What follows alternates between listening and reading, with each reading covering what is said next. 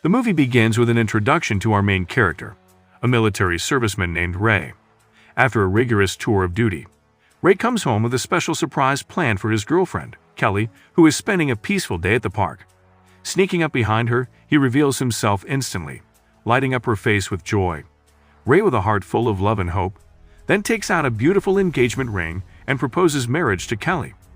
Overwhelmed with happiness, Kelly accepts his heartwarming proposal as the newly engaged couple prepares to depart.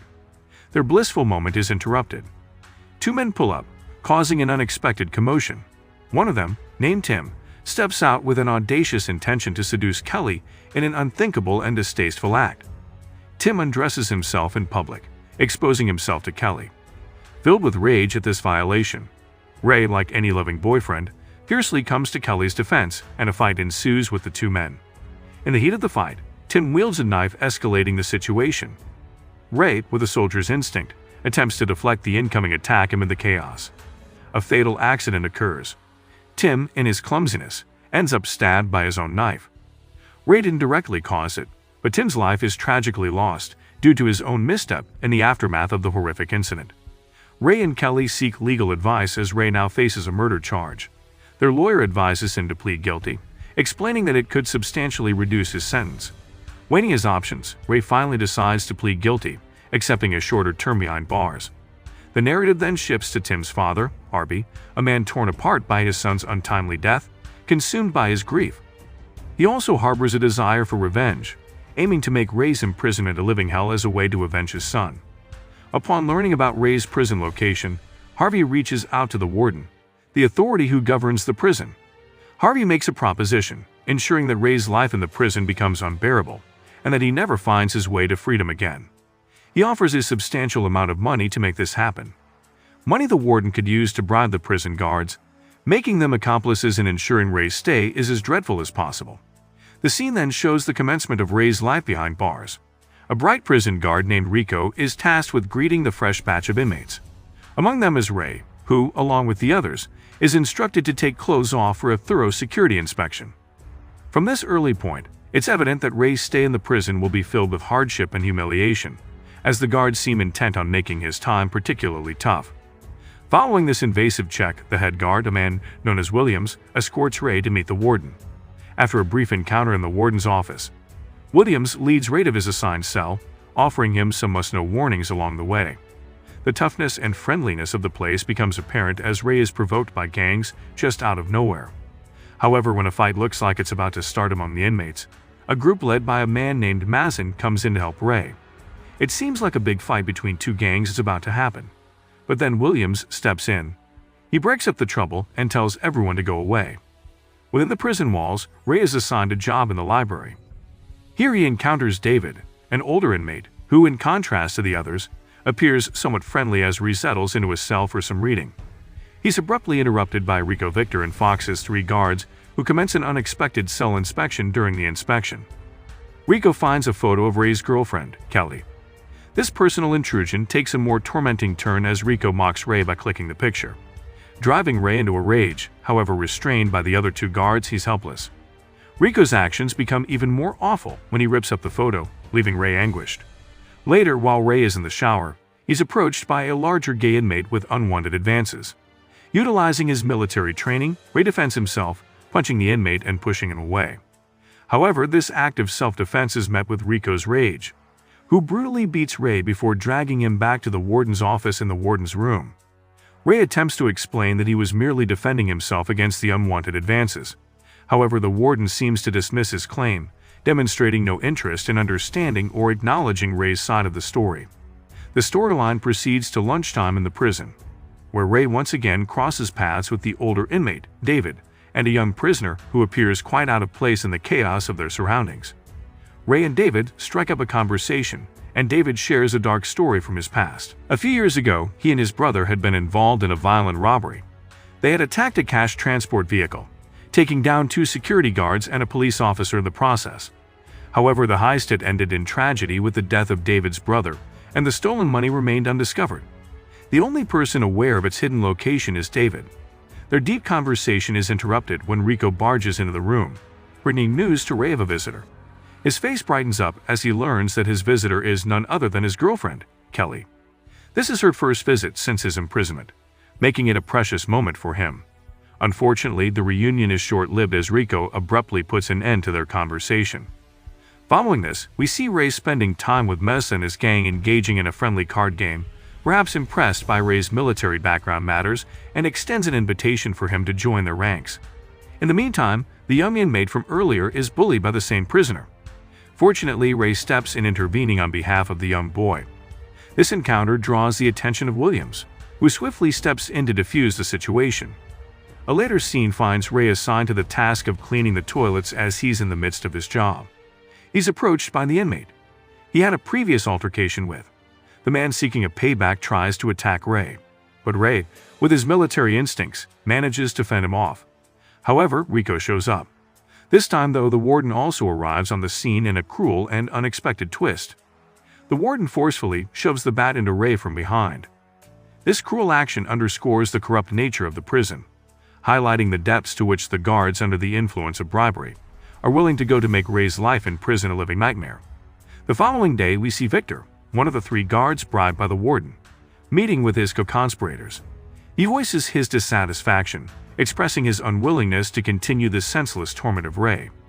He even threatens to report their deeds, reflecting his struggle with the moral implications of their actions. After Victor departs, Williams, the unbridled head guard, arrives on the scene. He is unaware of the corrupt dealings happening under his nose. He criticizes the remaining guards, Rico and Fox, for assigning Ray to clean the toilet as he had specifically assigned Ray to work in the library. Throughout their discussion, Williams emphasizes that they should not make any decisions without his approval, painting a picture of Williams as a guard who, unlike others, respects the rules. Following this interaction, Rico and Fox report to the warden about Victor's intentions to expose their scheme. The warden, determined to protect his cruel plans, instructs them to deal with Victor, implying that they should eliminate him. The 2 guards then carry out a cell inspection on a random inmate's quarters. They plant a sharp weapon there, frame the inmate, and quickly exit, leaving the inmate to kneel and apologize. In a shocking turn of events, the same inmate is later assigned to clean the toilet, where he stumbles upon Victor's lifeless body. Almost immediately, Rico and Fox arrive at the scene. It becomes clear that this is a well-planned murder. They swiftly pin the blame on the inmate found with a sharp weapon, successfully covering their tracks. In the next scene, Ray and David are sitting together. Ray inquires about Masson, curious about his standing in the prison. David shares that Martin is a significant figure inside the prison due to his control over a drug supply and his command over a gang. Their conversation, however, does not go unnoticed. From a distance, Mason's gang spots them talking and approaches Ray and David. Martin warns Ray to choose his allies carefully in prison. He hints at the existence of another rival gang, emphasizing the volatile dynamics within the prison walls. Soon after, during a routine shower, Ray and David suddenly find themselves caught in a violent scene as Manson's group abruptly barges in and stabs a man who had a prior altercation with Ray in the toilet. This man is revealed to be a member of Manson's rival gang. The accusations immediately start flying in Ray's direction, suggesting that he might be responsible for the attack. In a bid to clear his name and avoid any impending threats, Ray seeks out the rival gang and explains that he had no involvement in the murder. His convincing argument leads the gang to understand that Manson's crew is likely behind the assault, sparking an intense escalation in their ongoing rivalry. Simultaneously, Ray's girlfriend, Kelly, pays a second visit to the prison. However, she's met with gross misconduct by Fox and Rico, who force her to undress for a security check. Despite the humiliation, Kelly complies for a desperate longing to see Ray overpowering her disgust in a different area of the prison. The young boy, who has been badly treated by a gay inmate with harmful ones, is trapped in a secret room. The young boy, pushed to his limits, builds a bravery to fight back against the one hurting him in a last try to save himself. He stabs the bad man in his life as Ray is spending time with David. Rico and Fox suddenly pull him to a warehouse where Manson is waiting. Here it becomes clear that Mason, too, has taken a bribe to make Ray's life in prison as horrific as possible. The story gets more complex when Manson threatens to hurt those who Ray cares about, like David and Kelly, in a mean plan to ruin Ray's life. As Ray rushes at Amazon, the guards block him and start to hit him. At this moment, Ray hits his limit. He can't hold in his anger any longer, so he fights back. He beats both Rico and Fox, showing his real strength and training from the military. The fallout from Ray's altercation with Rico and Fox sees him confined to a punishingly dark isolation cell. Williams, concerned by the incident, confronts the warden in his office, questioning his decision to send Ray to the warehouse, where the face-off with Masson occurred. However, the warden refuses to acknowledge any involvement, reminding Williams, who holds the ultimate authority within the prison walls. Ray, meanwhile, is thrown into torment in the dark cell. Weeks pass in this harsh solitude, pushing him to the brink of going crazy. After enduring this extreme punishment, he's finally allowed to rejoin the general prison population. As Williams escorts him, he attempts to understand what's causing Ray's consistent poor treatment. Ray, however, chooses to remain silent as he is too traumatized from his experience in the isolation cell. Ray begins to feel better after his scary stay in the dark cell alone. However, Manson wants to get revenge to achieve this. Amazon orders the young boy who was a friend of Ray and David's, but now is part of Manson's group, to stab Ray. But the boy, torn between his old friends and his new gang, can't bring himself to her. Ray, subsequently, in a harsh show of power, Manson kills the boy because he refused his order. The news of his friend's murder pushes Ray over the edge, driven by grief and anger. He confronts Manson's gang in the prison yard. He takes down one of Manson's men and rebukes Manson for his ruthless act of killing the boy. This display of standing for fairness earns Ray the respect and support of the other inmates. He calls out Mason, challenging him to a face-to-face challenge. Mason accepts the challenge and the duo engage in a combat. In the ensuing fight, Ray dominates Manson with ease, his rage and military training combining into a lethal force. He finds himself strangling Mason on the brink of ending the man's life.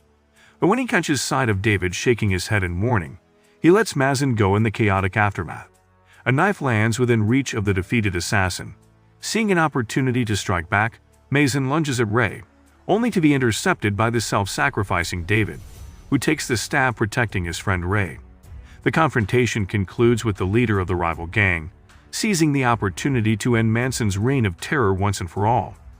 Following the fatal showdown, Williams escorts Ray into the warden's office. It's here that the warden shares the disheartening news. Ray's prison sentence has been extended.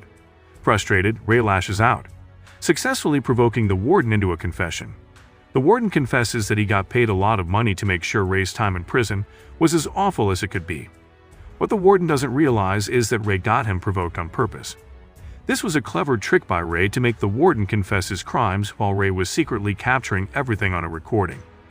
With this confession in hand, Williams and his team jump in. They arrest the corrupted warden and his paid-off helpers, Rico and Fox. With the dust settled, revisits his genuine friend David, who's receiving medical care. David, in an act of trust and friendship, reveals the hiding place of the stolen money. He urges Ray to claim the money and build a happy new life. David also shares his deep love for his long-lost daughter and asks Ray to give her a part of the stolen money if he manages to find her. In the final scenes, Ray is granted his freedom and meets his joyfully waiting girlfriend. He fulfills his promise to David by finding his daughter, handing her a bag of money and encouraging her to visit her father. As Ray leaves his past behind, Williams resumes his duties, welcoming a new batch of inmates to the prison.